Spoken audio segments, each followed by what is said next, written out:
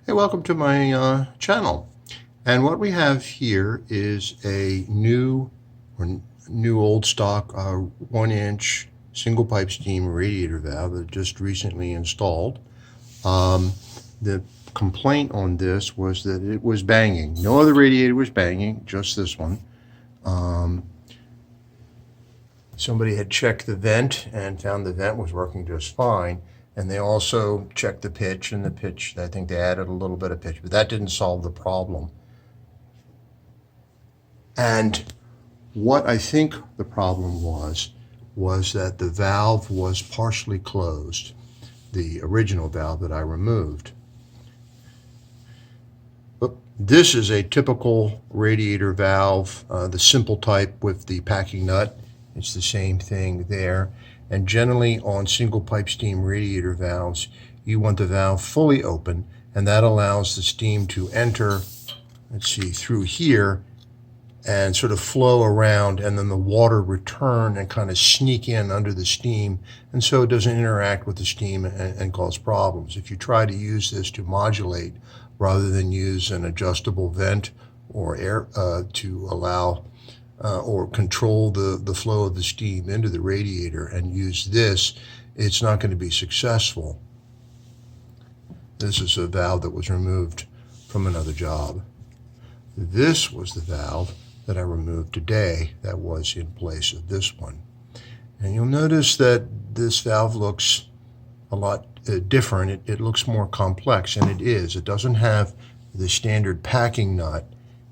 You can see the long channel there. What this is a spring packing nut. Underneath of this bonnet top here is a spring which is pushing down on the packing. And they like to use these because they sealed better against the vacuum back in the day when the system was fired with coal. The other thing they like to do back in the day was use these octagonal bonnets, and that was what told me this was a high-end radiator valve and probably could be used for two-pipe steam, not single pipe.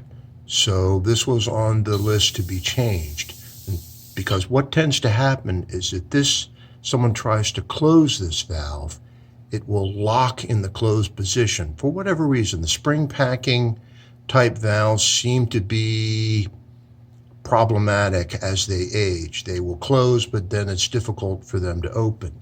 And so that is indeed what happened. Then you can see there that it's almost closed, but a chunk of the old washer got caught and prevented it from closing completely, or more or less, even though most of the washer is gone and would have been metal to metal shut.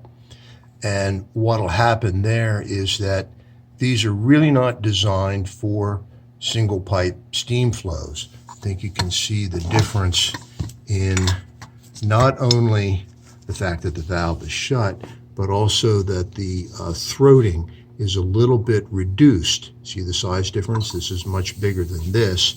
And so the water and the steam tend to interact, and they tend to be a little bit noisier. Then as you close it, the problem only gets worse. And now the valve, because of this spring, will keep it from opening properly.